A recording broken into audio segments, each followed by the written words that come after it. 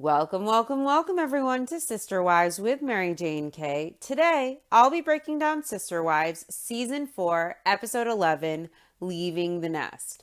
The episode opens with Cody explaining how Logan, his perfect child, according to Cody last episode, graduates from high school soon. Logan has been considering colleges and he has narrowed it down to 2 colleges. Logan is considering SUU in Southern Utah. It's Southern Utah University. Leo really wants Logan to go there because they want Logan to be happy. Logan's second choice is UNLV out of 2, and it's just 20 minutes away. It's local, of course. Maddie wants Logan to opt for UNLV because she needs Logan in her life. Her life is going to end without him, Maddie says. Logan is Maddie's best friend, and Logan feels that some of his siblings and some of his moms really want him to hang around as the older brother figure, and Logan feels that's fine and dandy, but if he needs to be there for all of his siblings, he will be middle-aged before all of his brothers and sisters are out of the house and grown. Logan is visiting SUU today for a campus tour with his sisters, and Kotex is concerned that Logan's sisters will pit him against his father and that they're going to try and talk Logan into going to SUU, which is his top choice. Cody really wants Logan to live in their home and go to college locally. Cody is frustrated at his daughters encouraging their sibling Logan to do what's in his heart and to go to school where he wants to go. Cody asks his girls in frustration why they're trying to push Logan out of the house. He really doesn't know why they're advocating for Logan leaving the house so much, and Cody's concerned. Most likely, I think Cody is most concerned for his wallet, because if Logan decides to go to an out-of-state school, and if he lives off campus or if he doesn't live in the home and go to school locally, it costs a lot more for Cody. Logan's sisters explain that Logan is moving away regardless. Even if he decides to attend UNLV, he wants to live independently. He wants to get out of the house, and I don't blame him. Logan stresses to his dad that he is planning on moving out regardless of where he attends college. He really wants to spread his wings. He won't be in the house either way, even if he stays local. And he makes this clear to Cody. Cody, of course, tries to manipulate Logan. And he asks Logan, "You won't stay home, not even if we get the new houses?" Logan explains to his dad that if they get him a room and his own office, maybe he'll consider it. This guy wants to be like all of the kids his age, and he wants to be free and like any other 18-year-old. He's wise beyond his years. He seems very mature and very wise. He was parentified at an early age, and he took on a lot of extra responsibility. If the guy wants an independent life and to be free from the responsibility of being parentified towards his siblings, he should have that opportunity, and he should be encouraged to pick whatever college and whatever living situation he sees fit, with no pressure from anyone. Logan is a really good kid. He's exemplary, and it looks to me like Cody wants to penny pinch. Cody doesn't necessarily want to sever the reins. Cody dangles some bait for Logan. Perhaps he'll change his mind. He lets Logan know that he and Janelle are looking at a house. Madison is going to convince Janelle to buy this big house because it has an office and a room specifically for Logan. And when Janelle and Maddie saw this house and they looked at this house, they assumed that Logan could take a specific room and office in the model home. Logan says he knows his dad wants him to stay in Vegas and he wants him to go to UNLV. And Cody lets Logan know he thinks Utah is a hick community altogether. He really doesn't want Logan going to SUU. Is it about the checkbook? Is it about the cost? Or is it about something else? Cody is openly discouraging Logan from his first choice. And Logan says he thinks his mom is much more flexible and she wants what he wants. Logan doesn't know if he believes it fully, but he's going to go with it. Janelle lets Logan know that there is a major factor for her with SUU. Janelle has been very concerned about Logan's religious direction. Logan is frustrated, but he is ready to be lectured. He knows it's coming on. And Janelle points out that they've already discussed this before many times, but this is important to her. And Cody is frustrated. He's wanting to know why Janelle is pushing Logan to the mainstream Mormon LDS church. Remember, Janelle used to be Mormon herself, and she converted to the FLDS, or Mormon fundamentalism, when she decided to join the family. And Cody also used to be Mormon. Now, SUU is in an area that is predominantly Mormon. And it's not an LDS university officially, but a lot of the students are Mormon. So apparently Janelle doesn't mind Logan having exposure to mainstream Mormonism, but Cody does. And Cody, of course, was LDS as well. He served a mission before returning home to find out his parents had converted to the FLDS. Now, when Cody asks why Janelle is pushing Mormonism on Logan, Janelle says it's because there is no other. That's the closest thing to their religion. That's what he would be surrounded by at SUU. Cody interrupts Janelle. He asks her why she's pushing Logan, but he won't wait to hear Janelle's answer. He interrupts her mid-sentence. And he tells Janelle the obvious. Logan is a plague kid. Janelle tells Cody that Logan has a better chance of being connected to the Mormon religion if he goes to a school that is predominantly Mormon. Now, a lot of the basic tenets and fundamental beliefs of the LDS, the mainstream Mormons, and the fundamentalist Mormons are the same. However, of course, the LDS do not accept or believe in or condone plural marriage at all, as well as some other antiquated views that the FLDS still hold on to. So Janelle wouldn't mind Logan having some exposure to their basic beliefs, and she feels like he might be able to connect and have a religious path that way. She's worried about him having religion in his life. And Cody is saying, no. Why push this on him? Why expose him to this? The mainstream Mormon church, the LDS, don't accept us. Cody interrupts Janelle, and he explains to her that even though SUU is predominantly Mormon, they aren't Mormon. They are FLDS.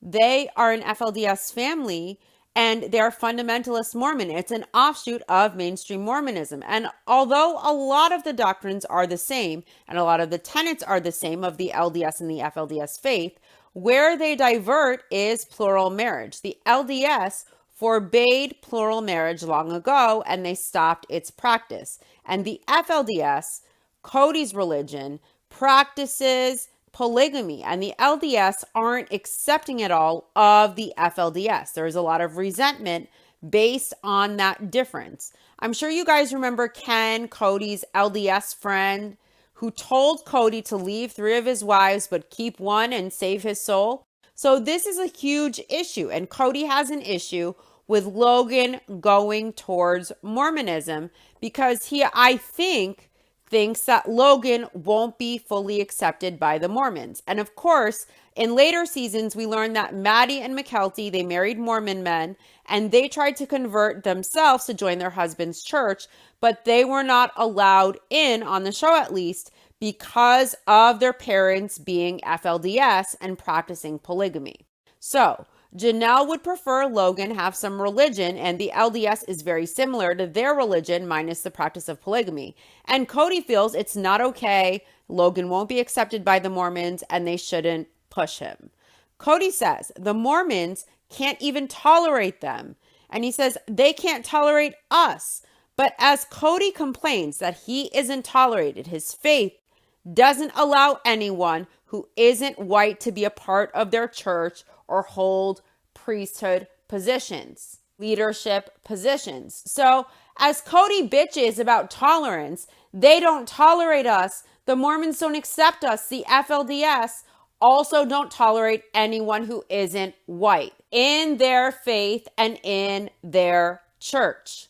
Cody tells Logan he has several days and he can convince him to stay here in Vegas. And Logan says as soon as he is 18, he's gone and it's his life. Logan really wants to cut the cord. He wants some independence. He wants some freedom. And after being parentified for so long and having all that responsibility, who could really blame the guy? Cody's frustrated and he puts off the discussion for another time. And he says everyone's going to be late for their campus tour. Logan has always been a fan of SUU and he looks so forward to seeing SUU in person. So Logan and his sisters are going to drive to SUU and tour the campus. Logan explains to his sisters on the drive to the college tour that part of him just wants to ditch school completely to be a labor guy in Wyoming. Logan feels being raised in a polygamous family does define him a little bit. There are certain aspects to that. He has learned more than other kids, like having to deal with so many family members and these different ideas. Logan thinks, people think, since he is the oldest of a polygamous family, that he is automatically supposed to be a polygamist. But Logan is here to say that is not the case. And he says that's still totally up in the air. Of course, Logan is married now. He's a monogamist, obviously. Cody laments that Logan is off to college now and he wants Logan to have an education. He says they have always advocated for that and he has never wanted his kids to leave home, though, as far as living when they seek their higher educations. Cody says he has a lot of emotional anxiety about Logan leaving the house, and it's hard for him to cope with. Now, isn't it interesting when we juxtapose Cody dealing with the emotional anxiety because Logan will be leaving the house with him trying so hard to push Gabe and Garrison out, going so far as to wish he could evict his sons, regretting that his name wasn't on Janelle's lease and he didn't have the power to evict them when they wouldn't bow down and kiss the ring and follow King Cody's Rona rules. He really regretted that he didn't have the power to evict his sons. His words were something to the effect of, Gabe and Garrison are 18. I've done all I can for them. When I was 18, I had a car and my dad gave me $50. It was something like that. Because Gabe and Garrison wouldn't submit to Cody's demands surrounding the Rona, and they refused to bend to kiss the ring of his ramen-haired Royal Highness and the cap-in-hand angel customer service queen. They refused to apologize. But here, Cody battles anxiety knowing Logan is leaving the home. And it's not even in the middle of a worldwide pandemic. Cody's biggest concern is that he hasn't given Logan a strong enough religious foundation. Janelle worries that somehow Logan won't find any religion at all because she knows how important religion is to her life and she has a testimony of what she is doing. I wonder how she feels about it now. Cody is concerned about whether he has done right by Logan. Logan, Aspen, Maddie, and Leo arrive at SUU for their campus tour. Logan really liked the SUU campus. He was full of life and enthusiastic during this tour. He was excited about this. He thought the scenery was amazing and he felt like there was a community there. He says, almost like a family, kind of. Leo thought SUU was nice. Aspen, however, thinks SUU is a boring little hick college. Logan really liked the tour guide, Sydney. He says she was an excellent tour guide, and Logan feels you can tell that she really had conviction for her school. Sydney can't say that she has ever had a conversation with a family of polygamists. She comes from a monogamous family, and she had one father and one mother, and that's the value system she was raised by. Sydney really didn't know what to expect with the Browns. She knew they weren't the French braids and clothes down to your ankles and wrists type of polygamists, but she was surprised to know that they were just like she is. Logan feels the pluses for SUU are a smaller class size, and also it's out of town, so Logan doesn't have to live under the cloak of his parents anymore. This guy is suffocating. He is dying to be free. Logan cares about his family, he says, but there are distractions sometimes. Logan feels if his family isn't around, then he doesn't have to worry about them, because if he isn't around, there isn't really much he can do about anything. Logan is really afraid that if he stays in Vegas, his family would use the closeness he has with them as a justification to always see him. And Logan thinks if he went to SUU, his family would have no choice but to leave him to his own devices. Logan's 18. He's a man now. He wants to be free. He wants some independence. He doesn't want to be the person everyone relies on to fill in the gaps with the care and the love and the attention in the family. He wants to be free. He wants to do school. He wants to do his own life. He doesn't want to feel like he has a chain around his ankle. I totally get it. Logan really just wants freedom. He wants to make his own life, and he wants to make his own choices. And he wants to feel like an individual in the world. He wants to be free from the weight of his family and the responsibilities of being parentified and of taking care of his family and of his siblings. I don't think he wants to be distracted. He wants to focus on himself. And he should. He deserves this. And he should feel like his family wants him to have that freedom and independence just as much as he does. I really don't think Cody should pressure Logan to choose UNLV or living at home if Logan has the desire to be a normal college kid and to be free and to make his own choices, to be as independent as possible. And Cody shouldn't really be pressuring Logan or trying to bait him or manipulate him in any way with homes or with anything else. Logan gives a lot to his family. He sacrifices a lot, and he's a wonderful sibling. He's a wonderful kid. So they should just give Logan this without any pressure. Next this episode, Cody and his wives head to the property with Mona to check out the model home today. Christine loves the model home. She thinks it's huge. Christine says they walk into this model home and she hears the angels are singing because it's just so beautiful. As Christine appreciates the open space, she vocalizes angel singing, and she wasn't this moved when she heard the angels singing in Flagstaff. This time, it's from the heart. Cody imagines where they could put a long table for Thanksgiving. Everyone's really excited. Mary checks out the bathtub, and she agrees she could totally live in this house. Cody complains that Mary has always had expensive taste. There hasn't been talk of wet bars yet, but it'll come up. The first mention comes at the end of this episode, I believe. Christine points out that they could add a 7th bedroom in this house. Mary points out that she would have so much fun in a house this big.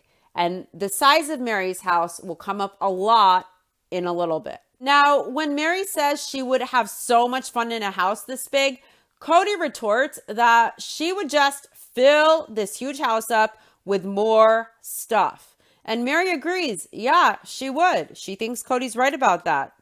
Janelle feels the model house is just too big. It's too much with all the bonus rooms and stuff. Janelle, the practical one, wonders how the hell they're going to afford this. Cody tells Janelle that she has 6 kids. Not they have 6 children. She does. He says, you have 6 kids, as if they're not his kids. And Cody tells Janelle she needs this size home right here. She needs this. Janelle disagrees, and she says her budget can't afford this house. Now, Janelle is the financial wife, the budget wife, the wife who makes the dollars and cents for the family work. And she knows that this is out of their range. And she knows she and Cody are the ones who are going to have to ultimately figure this out to be able to handle everyone financially to get these homes. Christine isn't worried about the budget. She adds that Janelle, her kids could have more space in a home this size. So there's going to be less fighting. There's going to be less stress in a bigger house. Christine knows that the finances are an issue, but that's one part of it. The rest of their life is the other part of it. And getting the 4 of them back together again and getting the kids back together again, having Logan have a place to come home to, a place to come back to, that might help Logan decide to stay home for college, Christine feels. Now, Mona wants to know, how bad the Browns want it. That's her question to them. How bad do you want this? Mona the realtor warns them that they have very little time to get everything done. And if they wait too long, the builder might already have other people for these lots. And they can't afford to lose one house over there if they want 4 houses next to each other. Now, Cody realizes they're checking themselves with this. And Cody is looking at this model home thinking, holy cow. And he realizes he has to start believing that he deserves more than a dirt farm. And he says, there is something psychological about this. If you can't believe that you're going to be there, then you never will be. And he says, it doesn't just happen to achieve this. So Cody is sitting here trying to move their psychology, and he means their mindset, to get to, hey, listen, we can all do this. He wants everyone to believe it's possible so they get there. Cody, the picture of emotional well-being, is going to advise his wives on how to have a positive attitude and a positive mindset and a belief in themselves to make them believe that, yes, they can achieve this. Over at Robin's, the sister wives and Cody come over because Brandon, the jeweler, has the prototypes ready today, and he has something he worked on for them to approve or make suggestions on. So they're going to go over to his store. Brandon Adams is the family jeweler, and he's going to be the manufacturer for my sister wives' closet, their business, Robin's Dream, of course. So Cody and the wives head to Brandon's jewelry business to see the prototypes of their designs. Christine has her doubts, especially with the way the rings are designed with the 2 S's you put together, and it makes a W, an S and a W once you put the 2 S's together. It doesn't look like it makes a W. Those 2 curved S's almost look like they are making cleavage, frankly. And Christine is very hesitant about the design. She doesn't know how it will come together, and she's nervous. She doesn't know if she will like it, and she knows she'll act like she likes it.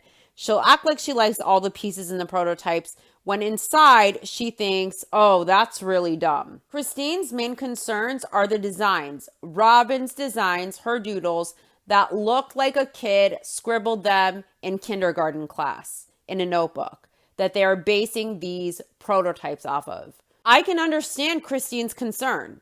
Robin tells Christine they can't fake it. They have to be honest. They have to be upfront because this is their business after all. This is Robin's dream.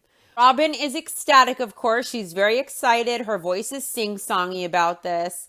She is excited in the confessional scene with all the wives and Cody. Mary looks over at Goblin and she tells her, if Mama ain't happy, then nobody's happy. And there are 4 mamas here. Christine feigns over-enthusiasm when she walks into Brandon's jewelry store, and Robin does a little dancey waddle that's supposed to be a happy dance. It just looks like she's constipated. Brandon shows Robin her prototype ring, and her response is cool, and she is all smiles. I have very rarely seen her smile that big. She is so happy about this dream coming to fruition and raking in the millions, the big bucks, because she's a celebrity. Christine isn't as pleased with the ring as Robin is. Christine is biting her lip, looking seriously at it. She doesn't obviously like it that much. Cody doesn't really look that crazy about it. You could tell that he is going to have to put on a show for Robin's sake. Robin is the only one smiling. Everyone else looks genuinely concerned. I feel like the sister wives know that Robin's drawings and designs are amateurish and stupid, and they are super concerned about splurging on all this bullshit. It's 2 rings with S's that lock, and they make an SW. Christine gets out, oh, that's beautiful, but it doesn't really sound convincing. It sounds like she's just saying the words. It legit looks like cleavage. It doesn't look like an SW. It looks almost like the outline of cleavage. Like it could be a breast cancer awareness ring if you just throw in a pink ribbon somewhere and make it rose gold. Cody explains that the first prototype that got them all excited was the ring and how Brandon designed it to come together. It looks like it came from the sale bin at Claire's or icing, to be honest. It just looks very cheapo, like it would come on one of those little cardboard squares that you get from like Claire's or Icing, those little costume jewelry stores that like preteens go to. Later, Christine says the ring rocked and she wants to make it clear because she knows she didn't say it before. She didn't show enough deference and enthusiasm to Robin. So here she wants to make it clear the ring rocked. And Cody says the ring was cool. And Mary and Janelle both think it's really, really cool. Robin is really pleased with herself. She is all smiles and you can tell she is so pleased. She explains that some of the pieces they are doing have to do with their relationships as sister wives and who they are as a family. And she thinks maybe people don't buy into it and she doesn't know. She doesn't know if everyone wants an SW ring. Mary points out that women might want a strong woman ring, if not a sister wife ring. And Janelle suggests, or maybe it's a friendship ring, a best friends ring. They're all over the place with how the fuck they're going to market this piece of junk. Now it's gone from a sister wife ring to a strong woman ring to a friendship ring to a best friends ring. And Cody suggests, well, SW, it could just be a super wife ring. Janelle says they aren't marketing to a sister wife. She says there is a term that women use and it's for their best friend and they can call their best friend their sister wife. And Robin says they act in that role of sister wives. They do everything except for sharing a husband. They'll be besties who sit there, they take care of each other's kids, and they help each other out, and they're best friends. That's who they are marketing to. Robin thinks it's so cool, and she is getting goosebumps. She is so moved by her creation, by her prototype.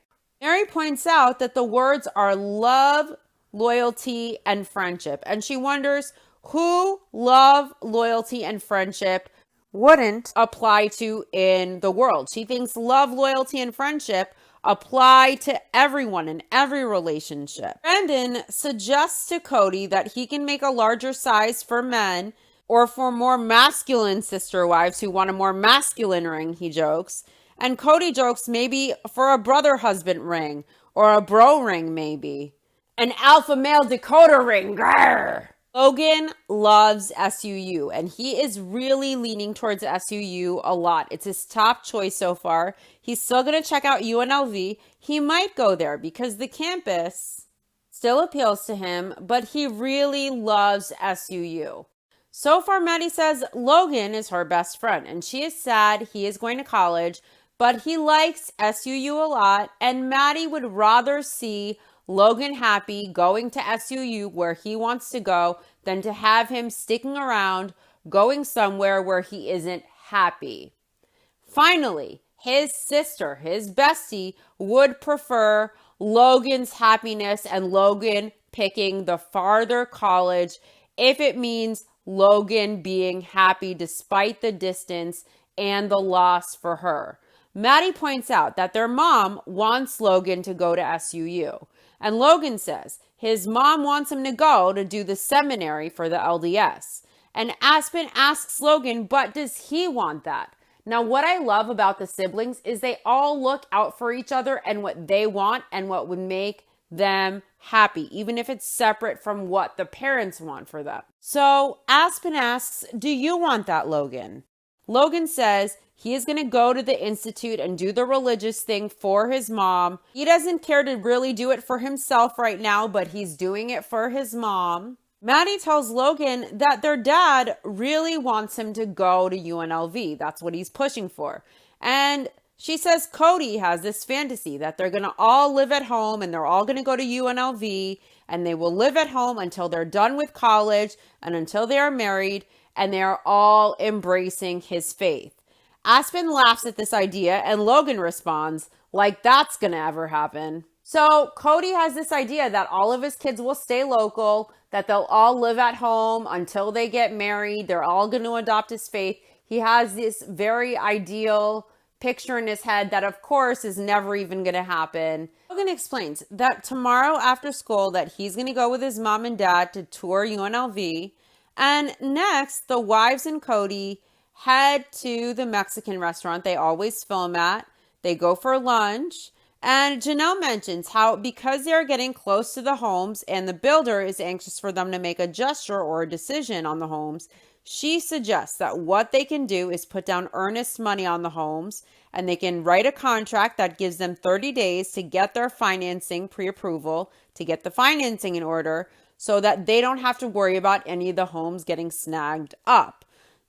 Janelle says that Mona warned her how there is a lot of interest in the property. So if they're interested, it's time to put money down and do the earnest money agreement to hold the properties. So now it's time to go into the contract stage and put some cash down. Cody says the properties are selling off, so they had to make the decision before somebody snaps them up. And since they need 4 lots right next door to each other, if one property sells, it's game over. So this is a confessional scene, and Robin is glaring. She looks serious. She looks pissy. Like she really doesn't agree with this. I don't think she really wanted to spend money from her own account, her personal account, putting any money into this, but she's going to have to. Janelle worries it's not like they're putting $100 down on these homes. They're putting down a considerable chunk, a huge chunk of money. Janelle explains to the wives and Cody that they know what their situation is. They know what the cash flow is like. It's a lot of money, but they want these homes so badly, and they have discussed moving heaven and earth to get them. And this might be one of those moments when they may crunch out, and they're going to have to move heaven and earth to make this go, even if they have to be dead broke. Cody says they have been really successful with their network marketing business, and they are really trying to bring other businesses online to be able to pay for this. And he highlights especially My Sister Wives Closet. Cody says these are all necessary for their family to be able to afford the 4 homes. That's why they have to do so many things, and it's a big struggle to pay all of these mortgages. What's interesting is Janelle from the start knew that My Sister Wives Closet was more of a niche hobby business, that it couldn't be a big earner, a big source of income that she foresaw being a money tree that could really sustain the family or bring in a lot of profit in a big way. It's more of a niche hobby business, and she's mentioned this on the show a little bit later on. So it's really interesting that Cody is saying that they need My Sister Wives Closet. He's hoping that it's like something that they can really pin their hopes on, that they're going to be able to make this money to pay off these homes. Anyone with 2 brain cells to rub together can see My Sister Wives Closet isn't going to be more than a small business at best. It's not something that's really going to be able to significantly sustain the family in any type of major way. So it's going to be a huge struggle to pay off all of these mortgages. And Cody just realized the other night when he pulled his hair out, he was going nuts. He was feeling really anxious because he hadn't seen some of his kids in a very long time. Cody felt like he really needed to go and see everybody, all of his kids, all of his family. And the 4 houses, the separate rentals, were too far apart. They were too far apart for Cody to conveniently see everybody. So Cody was anxious, and he thinks even if they sacrificed vacations completely, if they had to do this, it's important to do this.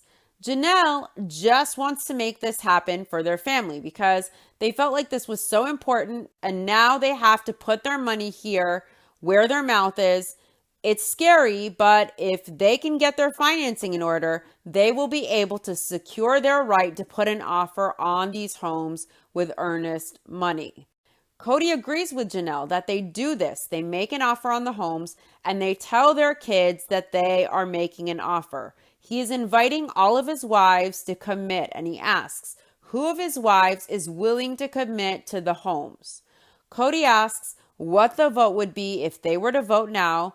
Cody wants them to make a decision, like on a jury. He wants to know what the decision would be. Cody explains that Janelle got news from Mona on the homes, and it was important to discuss this immediately. And the discussion got passionate as usual with the Brown family. Cody brings up Christine's misgivings about the homes. Christine is nervous, and Cody points out that in Utah, they were mortgage poor. There was a time it got very scary, and it tightened them up financially. They were broke. And Christine complains she couldn't even go visit her dad. Not only that, she couldn't even go visit her dad for years, all because of their dire financial situation. Cody asks Christine, but wasn't that the best experience we ever had? Wasn't it well worth it? And Christine responds hesitantly with yes, but she says it with a lot of hesitation. She's like, yes, well, that makes me wonder because Christine's family lived in Utah, not that far from them. So maybe they lived in another part of Utah, but it couldn't be that far from Lehi to the point where Christine couldn't regularly visit her father. So was the reason Christine couldn't visit her dad for years about the distance, or maybe because they borrowed money from her dad to be in that Lehi house, and maybe Cody couldn't pay her dad back? I'm just wildly speculating. I'm just guessing about why Christine couldn't see her father for years when supposedly he lived in Utah, not that far from them. Why she couldn't make the visit. Gas money is expensive, but not that expensive if you're within the same state and you really want to visit your family member. So if she couldn't visit him for years, was it just because they were broke, or was it because she owed her dad money Cody couldn't pay him back? And that's just a guess on my part. The way Cody mentions it and the way Christine responds during this conversation makes me feel that this wasn't about her not physically being able to afford driving to her dad who was living in the same state, but maybe it was about her not being able to see her dad for years because maybe they owed him a lot of money and Cody couldn't pay him back for a while. Why else had it been years since Christine saw her dad as a result of their financial issues and being mortgage poor when Christine and her family lived in the same state? So how much was Christine's family involved in helping Cody secure the Lehi house, I wonder? Christine says that she can picture herself living in the home and how wonderful it is, and having this big, huge home and having family things there, gatherings, and the idea of it is great. But talking about the financial side of it, Christine wants absolutely nothing to do with these homes. Cody admits that the family culture has eroded significantly because the family hasn't been together. And he doesn't think vacation even matters, and having to cut out vacations completely when you have that happen and the family hasn't been together and they aren't connected, and then it erodes the family culture. So Cody thinks a good sacrifice is cutting off the vacations, and Christine thinks it's a scary ride to take, and Cody feels that it's scary to Christine because of the commitment that it is to commit to this. And he says they're talking about having homes where they are next to each other and reestablishing their family culture. And reestablishing their family culture is more important than anything else. And he asks Christine if that makes sense to her. He says that's all he is talking about. Cody tells Christine if she wants to go on a vacation, she can always save her grocery money for it, but he is personally not willing to continue living like they have been living. Cody seems to be suggesting that Christine isn't willing to do this because she's trying to be a princess who doesn't want to sacrifice her vacations for that year. But I really think that she has a lot of anxiety and trauma surrounding this money that they're going to have to owe, because I believe, and I'm just guessing on this, I have no receipts to back this up whatsoever, but the way she reacted about not being able to see her father for years when he lived in the same state makes me feel like maybe Cody or Christine had to borrow a lot of money from him and she wasn't able to see him for years, and it created resentment and a lot of issues maybe because they weren't able to pay him back and it was a struggle, and so she wasn't able to visit. I don't know how true that is, but Christine seemed like very emotional and very almost traumatized and stressed by this financially, because I feel like she's remembering that past time with the house in Lehi and the problems it caused and the fractures in relationships and the issues. And I think that's what she might be concerned about. I don't think this has anything to do with Christine wanting to take a vacation and having to sacrifice that at all. Now, Cody really understands that the family culture is eroding, the dynamics are changing, the connections are changing, and he feels like it's because they have to be together. But during the Rona Look at all the lengths Cody went to control his family, to avoid seeing them at all costs, no matter what. Even if they made accommodations for his ridiculous protocols, he still found reasons to avoid being there for his family when they needed him the most. So this idea of the family culture eroding because they couldn't be together, when they had that togetherness and they had their little corner of the world and they had their cul-de-sac, even then, we learn from Christine later on when she leaves Cody, things weren't so hot back then. He had issues even back then. And during the Rona, the whole world was struggling with the pandemic.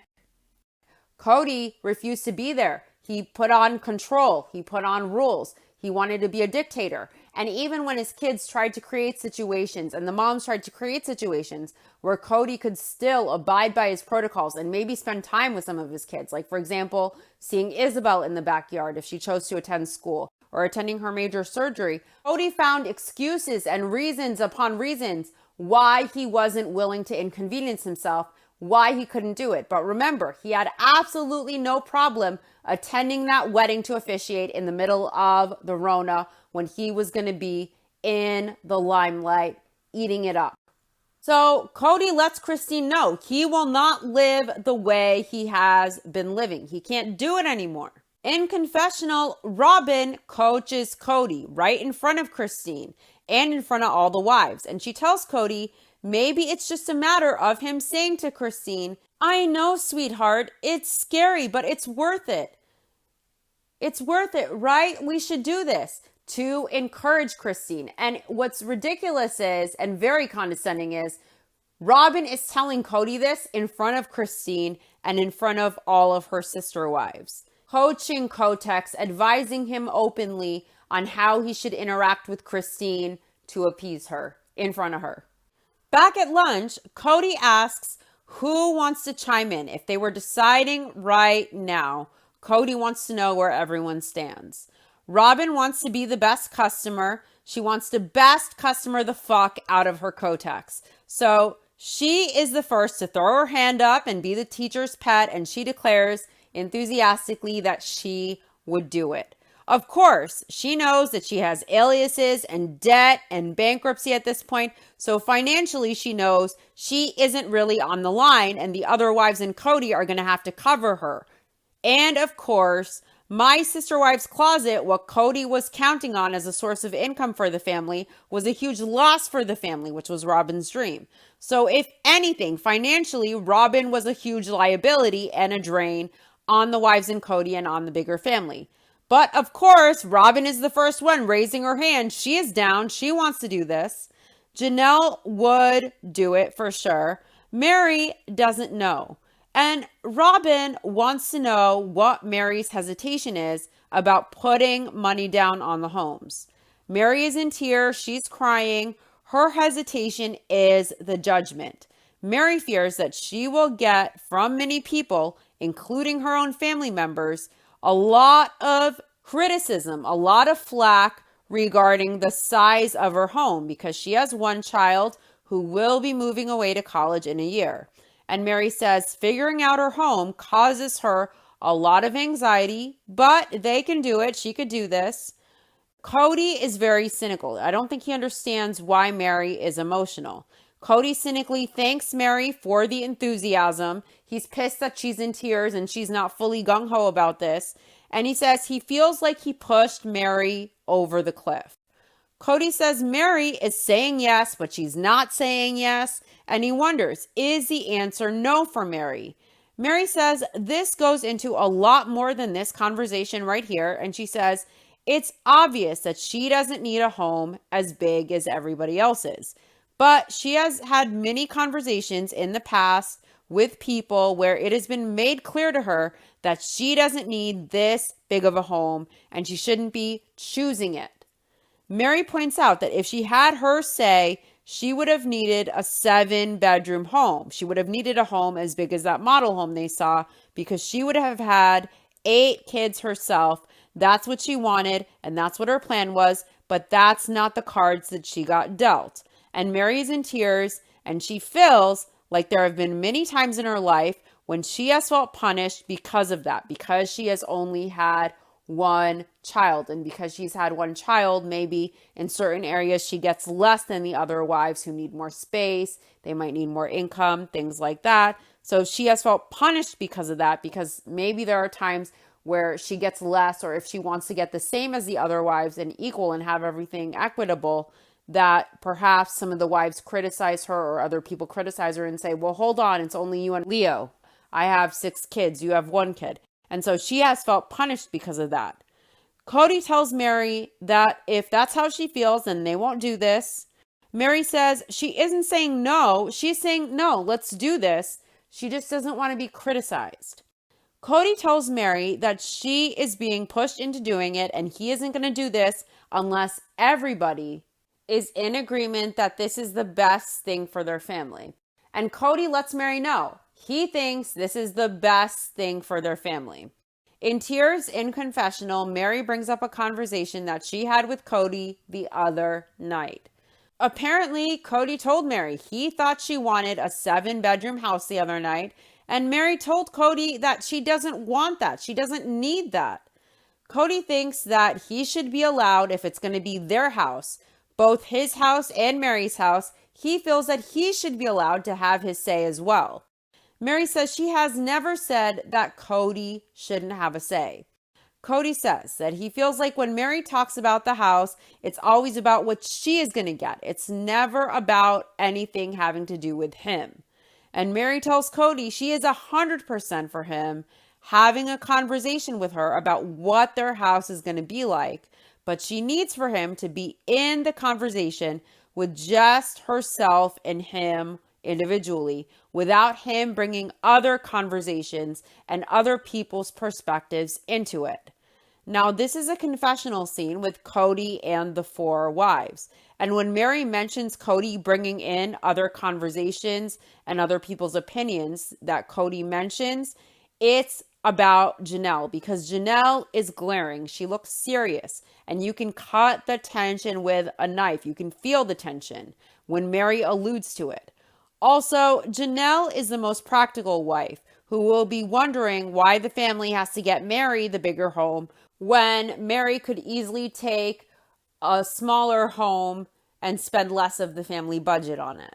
Cody probably brings this up to Mary, and understandably, I'm sure this is a sore point for Mary, because Mary wishes that she had enough kids to fill that 7-bedroom house, and she can't.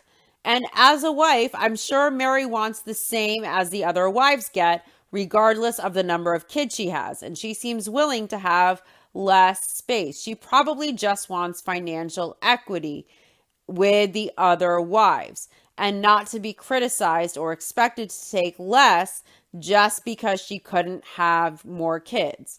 And this also rubs in her face that she wishes she could have had more kids, and her other sister wives do, and no one judges them for getting the bigger house. Mary wishes that she needed that bigger house, and she doesn't want to be judged for getting the same as the rest, with the excuse being, well, she shouldn't have that because she only has 1 kid. Mary tells Cody that she is a different person than every one of these other people, and she deserves to be treated as a different person, and she deserves not to be judged on other people's thoughts or how many children she has versus how many children they have. Cody agrees. He thinks it's fair as long as Mary isn't trying to fill the void of a lack of children with having more bedrooms. Mary insists that she doesn't need more bedrooms, but, and this is the first time we hear the word wet bar, but she might want a wet bar or deck. So Mary doesn't need more bedrooms, but she might want a wet bar or a deck. Mary is willing to do it, but she knows that she will get a lot of kickback and a lot of criticism on it if she does this. See, the issue is Janelle is the one who will end up pitching in the most financially along with Cody. So she is the one who is financially swinging Mary's extra rooms that she doesn't need, or her wet bar, or her deck. That's probably why Janelle is so frustrated by this, because she is the one who will ultimately be footing the bill. It's not Mary paying for her own wet bar necessarily. Janelle says that she hears from her kids, why is Mary getting such a big house? since Mary only has one kid and Janelle has 6 kids. And obviously, I think they know that their mom is the primary breadwinner who has to cover all this stuff, when easily, if Mary took a smaller house, the family would have more money for resources and things for the kids in a situation where it's precarious financially and the squeakiest wheel gets the grease per Cody. Janelle mentions how she has felt in the past that if she was trying to conserve financially for the family, that some of her sister wives wouldn't conserve. They would end up splurging on expensive things. And Mary says Janelle made her thoughts clear when Mary rented her house in Vegas. Janelle explains that back then their financial situation was dire. Their financial situation was desperate. And Janelle felt like Mary was taking resources from the family that the family could use, that the family needed, just to have a bigger house, and she didn't really need all of that space. Mary apologizes to Janelle. She's very bitter about this. She says she apologizes for taking something that Janelle thought was hers. Janelle clarifies that she isn't saying Mary was taking what was hers. It was for the family. It took from the family's finances, from the family's money, from the family's budget for Mary to have that house that was bigger than what she needed and had more amenities than she needed. Janelle explains their situation was desperate back then financially, and she remembers being so concerned about Mary's need to have this home that had a pool and everything when she was worrying, wondering how she was even going to feed her kids. And let's remember, Janelle is the financial backbone of this family, the primary breadwinner, along with Cody, who also helps her out. But I believe Janelle really is the primary breadwinner. And Janelle is the one who has to make the dollars and cents work. She's struggling to feed her kids, wondering how she's going to manage, how everyone is going to finagle off this limited budget. When they move to Vegas, she doesn't have a job. Everyone's still finding their footing. They don't have a lot of money to play with. And Mary is getting this excessively big house for 2 people that has a pool and extra stuff that she doesn't necessarily need, when the family could use that money and they could have saved on Mary renting that huge house. Mary admits to everyone that she has expensive taste. She gets very bitter here, and she tells Janelle she may have expensive taste, but she takes care of her things so her things last. It was as if Janelle wastes her things, or Janelle doesn't know how to take care of her things. It was a very critical way of putting it. And the tone in which Mary said this to Janelle was incredibly critical of Janelle. And Janelle explains that she doesn't have that attitude. She is comfortable letting her kids play in the house. Now, this goes back to the friction between Janelle and Mary in the past. We can recall incidents of Mary refusing to let the kids in the family walk through her area to access the basement door to Christine's in the big house in Lehigh. So the kids would have to walk outside in the cold and ice and snow, up and down stairs to access the basement area rather than going through Mary's section. And Mary was very particular about her furniture, and it caused a lot of issues. And she even went too far with disciplining some of the kids, and the kids didn't all feel comfortable in her unit all the time because of her strict rules. Now, Janelle is the primary breadwinner. She's responsible for the dollars and cents ultimately in the family. And she had to spend her money that could go to the kids in the family on Mary and her wet bar, and Mary and her rental that's too big with the unnecessary pool. And that probably creates a lot of resentment, and that's understandable. Mary has expensive tastes that Janelle and Cody paid for. And it doesn't matter how good Mary is with her things. That's money that is taken from the kids in the family, ultimately in a situation where the squeakiest wheel gets the grease, as Kotick says, and they're in a very dire situation at times. Mary says she wants to have the home. She wants the home. She just doesn't want everything that comes along with the home, financially and emotionally. At this point, Christine takes accountability, and she apologizes to Mary for thinking that Mary should have a smaller house at times. And she tells Mary that Mary is right, and she has thought that Mary should maybe have a smaller home to save money so the family had more money for the kids. And she is sorry Mary deserves the same as them because Mary is in tears. She's very upset by this. She feels she deserves the same house, the same amount of rent as all the rest of the wives. And in reality, everything should be equal. She does deserve the same, even though she had one child. But also, when they're in a situation where they can't ultimately afford everything, and Mary having equal and having the bigger house, even when she could easily fit in a smaller space with less amenities and it not be a hardship for her so that the kids can have everything they need. I mean, it's a situation where does she really want to stick to insisting on the bigger house that she doesn't need with more rooms to clean? Or would she be able to sacrifice to give more so that the kids have more? Christine is a lady. She apologizes and she's very sorry. She can tell how hurt Mary feels by this because Mary is taking it as being penalized for only having one child. Janelle adds that her perspective has changed when she finally began to hear Mary express that she didn't feel like she should be penalized for only having one child. And Janelle agrees. She didn't realize Mary saw it that way. She says Mary shouldn't be penalized for only having one child. Janelle had never thought about that flip side. Her brain wouldn't judge Mary for having the size of home. Janelle doesn't care what that looks like for everybody else. It's just about finding what is equal for everyone. So she understands that now that everyone needs to have equal so they all feel like they are taken care of. So Mary agrees to proceed and Cody has Janelle call Mona to tell Mona, their realtor, that they will do the earnest money agreement. Mary's upset. She's very emotional and she complains that this doesn't feel exciting and it doesn't feel like it should. Robin thinks about Mary with Leo and she wonders, what would Mary be like? What would Leo be like? What would Mary's life entail if she had had more children? Robin thinks about how much fulfillment her own children give her, and she says that is why she offered surrogacy to Mary, because she wanted Mary to have that choice. Robin didn't want that choice to be taken away from Mary anymore.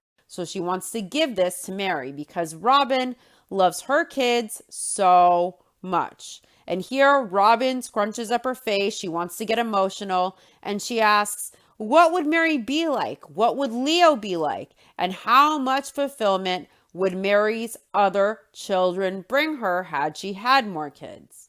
Robin says Mary talks about having nice things, but she doesn't have kids who would be able to break those things. And that's why Mary has nice things. Robin asks, would Mary have those nice things anymore if she had kids? Or would there be scratch marks of when a little boy scratched his name in? So Robin is emotional, scrunching up her face, talking in a breathy way as if she's on the verge of tears, as if she's crying, imagining what it would be like if Mary had all the fulfillment she got from her kids. And if Mary had more kids, that little boy who would just destroy all of her furniture. And poor Mary gets to have all these nice things because she wasn't able to have her dream of having more kids. Robin gets to be the hero. And again, for the millionth time, mention front and center how she offered to be Mary's surrogate. How now, because of her, the hero facilitating this, Mary has that choice. She is going to give that to Mary. That's how wonderful Robin is. That's what a hero she is, how loving she is. She fake cries as she asks, would Mary have those nice things anymore if she had more kids? Would there be scratch marks of when a little boy just scratched his name into her nice furniture? Robin can imagine that it would be hard. As much as kids are a lot of work and a lot of burden, they also fill your heart and they fill your life. Yes, Robin the hero, white knighting for Mary and taking every opportunity she possibly can to mention that she is the Mother Teresa who offered to be Mary's surrogate. Next, Logan, Janelle, and Cody are going to UNLV to check out the campus. Cody thinks that Logan is biased. He doesn't think that Logan is interested in UNLV. And Cody thinks SUU is a culture that Logan will always struggle to fit in with because he is a plague kid and that campus and that area is predominantly Mormon. and the Mormons don't like the FLDS polygamists that much. It's a point of contention. They don't jive well. And Janelle says the general culture in Utah is very distrustful of people who practice their faith. They are considered outsiders there in Utah. There is a lot of prejudice there. So Janelle thinks their kids have always carried this in the back of their minds, and they have felt it from their peers. Cody feels the culture of UNLV will be so diverse that no one will even care that Logan is a plague kid. The campus is right next to the strip, and it's mind-blowing to Cody. Logan coins the phrase scholastics and sin when Cody brings this up, but Cody doubts many of the students spend much time at the strip. He thinks maybe they do 1 or 2 trips, and then they've had their fill, and they're back to studying. I doubt that. Logan was surprised by UNLV. He pictured a dirty asphalt jungle off the side of the strip, but the campus is beautiful. Logan loves it. Logan, Janelle, and Cody meet the tour guide, and Janelle feels that if she was in college, she would send the best representation, and Kylie, the tour guide, was amazing. Janelle feels she was well-spoken, she was smart, she was well-educated, and Logan probably thinks Kylie is cute. Logan wants to know about the student body organizations. He wants to know about the clubs. Janelle thinks Kylie is attractive, so Janelle says she is sure Logan really responded to the fact that the tour guide was cute. So that's going to be a selling point for UNLV. Logan recounts that when he first went into the public school system and he hung out with girls, there was one incident where a girl found out he was a son of a polygamist, and they totally shied away from him. That turned her off, and that really hurt Logan. Of course, Cody loves the campus. Cody's impressed by the architecture at UNLV and the greenery. He says it looks good. The campus looks good. Cody loves it, loves it, loves it. Not a complaint in the world. The tour guide has never met polygamists before. This was the first time, and she always thought that polygamists were things in movies, people in movies. And she was expecting something very different. She wasn't expecting a normal family. She says she would think that there would be a lot of dysfunction, but the family was nice. They were all welcoming. And she says Logan is nice. He's welcoming and he's open. He's excited. And she feels college will be great for Logan to branch out and experience new things. She can obviously tell that Logan has been a little sheltered, maybe a little parentified even. Logan has now totally changed his opinion on UNLV. He doesn't want to stay in Vegas. He's anxious to be out of high school and out of Vegas, away from his family. But being at UNLV kind of makes him want to stay here. Logan thinks UNLV would be great socially. There will be much more going on. There are going to be more people at UNLV. It's a more crowded campus. Vegas is in the backyard. It's going to be more diverse. Logan just wants to party. He's excited that there's going to be more people. There's going to be more going on in Vegas. It's in Vegas. The strip is in the backyard. There's going to be a lot more parties. Logan just wants to party, and who can blame him?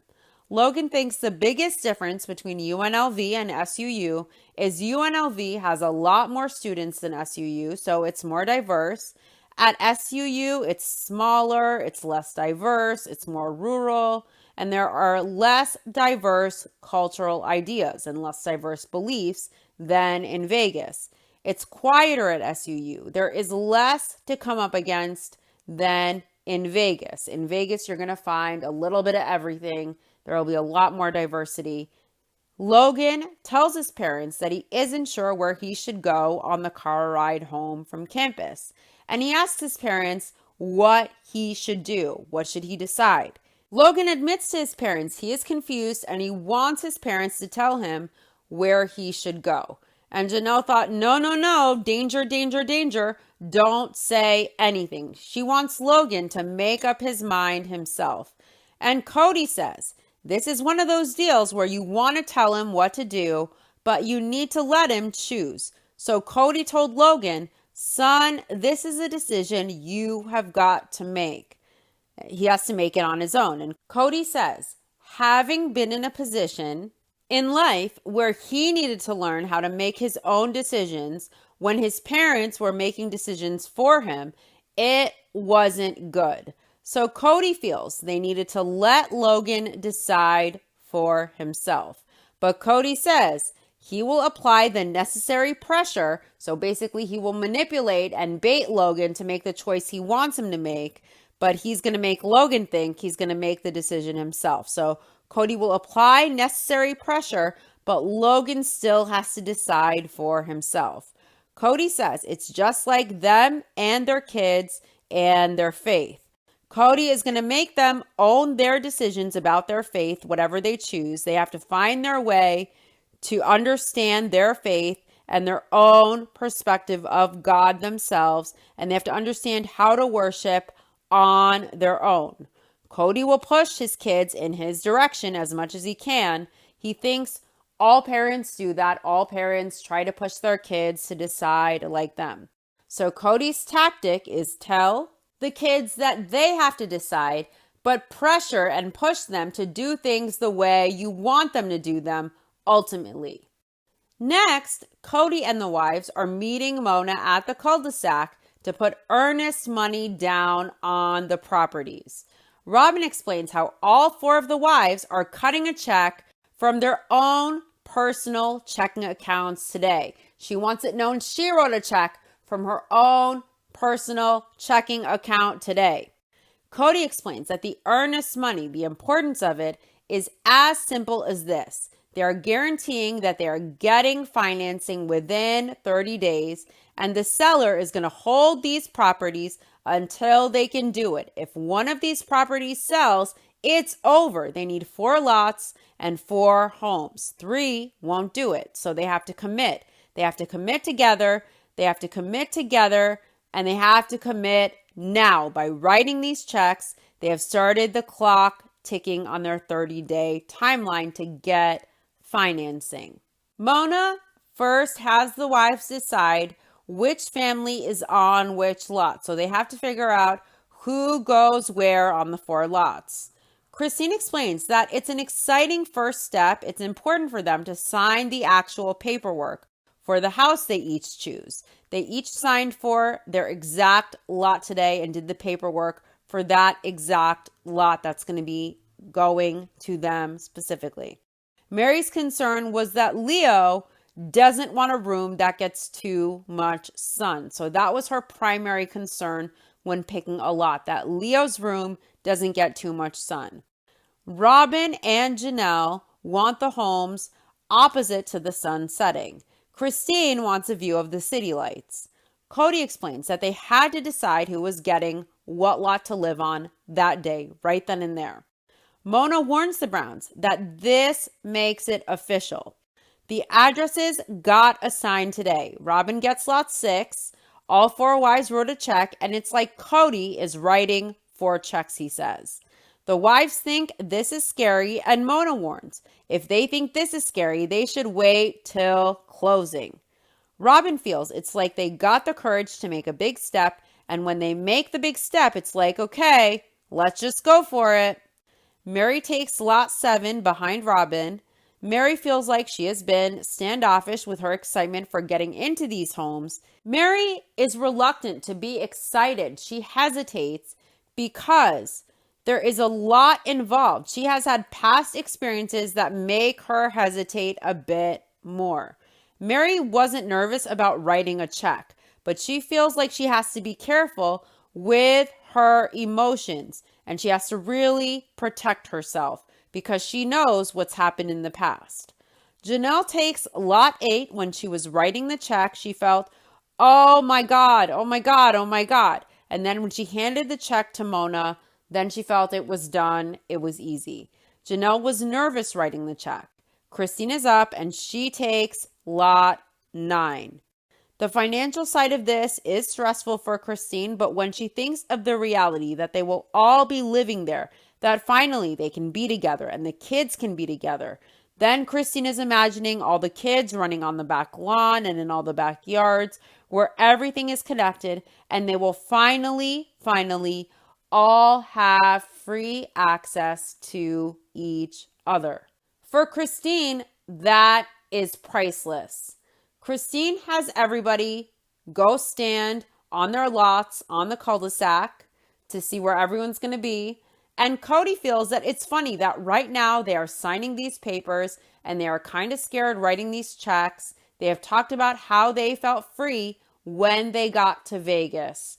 And now this is just putting their roots into their freedom, the freedom that they got when they got to Vegas. And he says it might be silly, but this gave Cody this emotional and physical response, the putting down of the roots in Vegas where they fled to for freedom. Cody jogged the perimeter of all of the lots in the cul-de-sac to feel the freedom. Cody ran from lot to lot to symbolize how their homes are all connected, and to a background of a slow motion Cody running through the cul-de-sac, they play a weird Christian sounding song about blessings and grace, and they have to give it the sentimental touch. Cody is running from property to property in slow motion like a madman with this sentimental, weird Christian song playing in the background, acoustic. It's about blessings and grace. And Cody's barely there. Hair is swaying in the breeze as he looks like a lunatic running from property to property. And Cody thinks they all agree that the need to have their family really close together is paramount in their lives.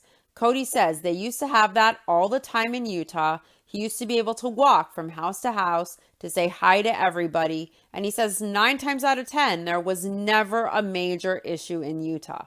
But if there was a major issue, he was right there and he could deal with it. It was more of being present with his entire family. And Cody has had times in Vegas where he has gone an entire 5 days with not even seeing a wife. Cody feels these properties are a big deal to him and to all of them. Cody says he ran to get his stink on the place to market, and he asks his wives in confessional if he looked stupid running. And his wives say no as they cheer him on in the scene. The dog has to piss to mark his territory, to mark the edge of his fire hydrant, just as the alpha male marks his cul-de-sac. The wives hold up their 5K checks and they pose with Kotex as Mona snaps a photo. Next, the family is gathered for Garrison's birthday over at Janelle's house. Everyone is waiting for Logan to make his college announcement over at Janelle's. Everybody is very invested in it, and Cody says nobody wants Logan to go to SUU. And he asks of his wives, who wants Logan to go to UNLV? He raises his hand. Christine raises her hand. Robin raises her hand to vote in confessional. But Mary and Janelle don't participate. And Cody wants to know why they aren't piping up. Janelle has to stay neutral. And Mary thinks it's just totally Logan's choice. Logan wants to be social, and he fears that if he goes to UNLV, then it's only going to be about a social life, and no one is going to want to go there to get an education. So he's worried his education might suffer for his social life. But if he goes to SUU, there won't be anything to do. There won't be a great social life. And he's going to be surrounded by a bunch of LDS, and they're not the biggest partiers. And he says neither of the choices are perfect, so he just has to pick one. He has to pick the one he thinks is going to be best for him. The family really wants to entice Logan to pick UNLV. So they're teasing Logan. The family got together, and they have something in mind to just help sway Logan a little bit. So they all got a bunch of UNLV gear, and they're putting on their supportive clothing for their choice of Logan's college that they would prefer him to choose. They bought a bunch of UNLV gear, t-shirts and merch, and anyone who wants Logan to stay home is going to wear the UNLV crap. Everyone comes out all wearing their UNLV gear. Some very hyper kids are shouting UNLV in Logan's face at the top of their lungs. Cody explains that before Logan makes his decision, he wants to tell the family that they have put earnest money on these homes so that he can even further influence Logan's decision to go to UNLV. They flash back to the scene of the kids flying the snowflake kites on the initial cul-de-sac property that fell through before this one. Robin explains that they took the kids back to the property where they want to build the houses at Christmas time, and they wanted to put their good magic there. Robin hopes the kids are starting to invest in this emotionally, because she says all the adults are invested in this. They're invested emotionally. It's exciting. So Cody announces to the kids that he doesn't want to influence Logan's answer, but he announces that they made an earnest money agreement to make offers on the homes. They put money down on the homes, but the kids have no reaction. They really aren't excited. They seem very skeptical. Janelle says it was a disaster with the kids, and Cody doesn't feel like he should have to sell a gift to his kids. Cody got with the kids and he's really frustrated. He says they were antagonistic. They were asking really, like being doubtful, having an attitude, when Cody told them that they were getting these homes. The kids weren't excited, and Cody's pissed that it wasn't the reaction he was expecting. The reason the kids were cynical and hesitant and unexcited, and they had trepidation, is the last time they took the kids to fly the kites on the cul-de-sac, they made it seem like it was almost a done deal, that they were getting these homes, and then a home sold, and the financing wasn't a good choice for them, and it fell through. And the kids were already sold on this, and they were very invested in it emotionally. And the parents made it seem like it was almost a done deal, and the kids trusted the parents at their word, and that fell through. So now it's like the boy who cried wolf. The wives put money down, but the kids know it ain't over until it's over. It ain't over until the fat lady has sung, and the fat lady hasn't sung yet. So they are doubtful. They don't trust it. And Hunter asks Cody what the real probability is. He wants the real odds of actually getting the homes. Cody explains to the kids that the real probability is that they just gambled this money on the idea that they will get the homes. That's how much they believe they will be able to get them. Cody is super put off and angry and frustrated that the kids aren't excited. And Mary lets Cody know. She knows this is a sensitive spot for him, but she doesn't think the kids were being ungrateful. She thinks the kids have valid excuses, valid reasons for questioning it. Of course, because last time it fell through. Mary says the kids wonder if the adults are really telling them this because it's really happening, saying that they're going to get these homes, or if it's just maybe, possibly going to happen. Mary says the kids are trying to figure out where the adults are with it, how sure they are, since last time they were almost sure and it didn't happen. Now, Mary explains that some of the kids are kind of concerned about how excited they should be about this. Maddie explains that that's because the adults always say stuff that never happens, and they've done it so many times. They say things and then they never come to fruition, and it's happened over and over and over. Cody reminds the kids that they all lived in the house in Lehigh. He assures them, well, didn't we get the Lehigh house? Didn't we all live there? And Maddie says the adults always say stuff that never happens. Mary explains that the kids have been told many times that they're going to do something, and then for whatever reasons, whether it's a situational reason or a financial reason or familial reasons, things sometimes fall through. It just happens. Things don't happen sometimes that they tell the kids will happen. Unfortunately, that just happens in this family. And Cody assures his kids that he is 95% sure that they will get these homes. And Cody now wants to see if the homes influenced Logan at all, if the homes influenced Logan's decision. Did Cody's bait, did Cody's manipulation work on Logan? Logan appreciates everyone's support. He says he's glad that they are making steps towards getting these houses, but he intends to get out on his own. He really wants to live on his own and break free. He thinks as far as financial opportunities and a more diverse environment goes, he has decided to attend UNLV. And of course, UNLV is cheaper because it's in-state tuition. If he went to SUU, that would have been out of state. So everyone cheers. Everyone is ecstatic that Logan, even though he's moving out of the house and he wants his independence, he's still going to be local. He's still going to go to UNLV, and everyone's super excited about that. and Cody looks pissed that Logan isn't going to be living at home.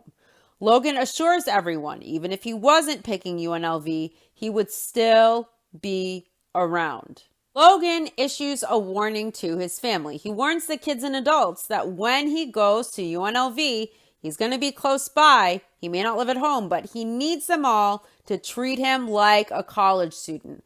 In other words, he doesn't want to be parentified. He doesn't want to have responsibilities. He wants to live an independent, young adult life. He's going to be 18. He wants to be free, and I don't blame him. He's basically telling them, I'm going to be here. I'll visit, but don't expect things from me. Don't rely on me. Don't expect me to be responsible for anything. Don't expect me to be parentified. I have my own life to go live, and he should. So I think this is great. Cody says he was excited that Logan chose UNLV, and once he did that, Cody really wanted to assure Logan that the family won't hold him back. Cody is so glad that Logan is at least going to be close to home. And Robin is so excited that Logan made this decision. Cody is ecstatic, probably in my opinion, because it's less tuition than an out-of-state school would be, even if Logan doesn't live at home. Cody says if they get these homes and they are all moved in next to each other and they start to reestablish their family culture, Logan being so close will get to be a part of that, so that someday when he moves far away, when he has a wife and kids, he will then be more inclined to visit and to come home and to get that nostalgic experience of, wow, I remember having these experiences in this home and it's nice to be back. Cody really wants to plant roots and create a home environment so that his kids have those memories and that nostalgia that they can come back to. I think he, in his mind, thinks these Vegas homes will be just like Lehigh. They'll reunite my family. They'll reset my family. We'll get our rich culture back. We'll get our closeness back. And my kids will just go to UNLV and they'll live at home until they're married and they'll never leave home. And even when they leave, they'll come back. Where did that sense of love and obligation and commitment to his family go in later seasons as Cody is referring to his wives and kids as the obstacles to his goals in life? What happened to that?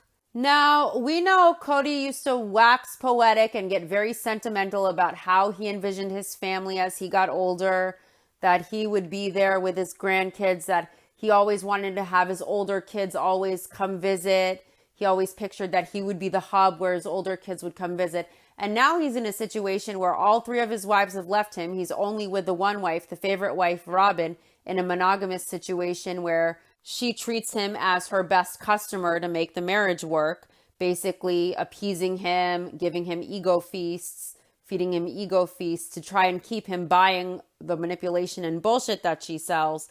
But Cody has severed a lot of the relationships with his older kids. And he's changed his attitude towards his kids. Even with Gabe and Garrison during the Rona, he was very eager to kick them out. He was hoping he could cut ties with them, get rid of them, evict them, just because they refused to follow his rigid protocols. They refused to bend the knee. They refused to kiss the ring of him and the ring of his favorite wife, Stepford wife, the Goblin. So Cody went from being sentimental and acting like he was really into his family, wanting them to come back with their wives and kids when they grow up and they're older and they're out of the house, and really be the center and really be the root of the family tree, to calling his wives and kids the obstacles to his goals in life.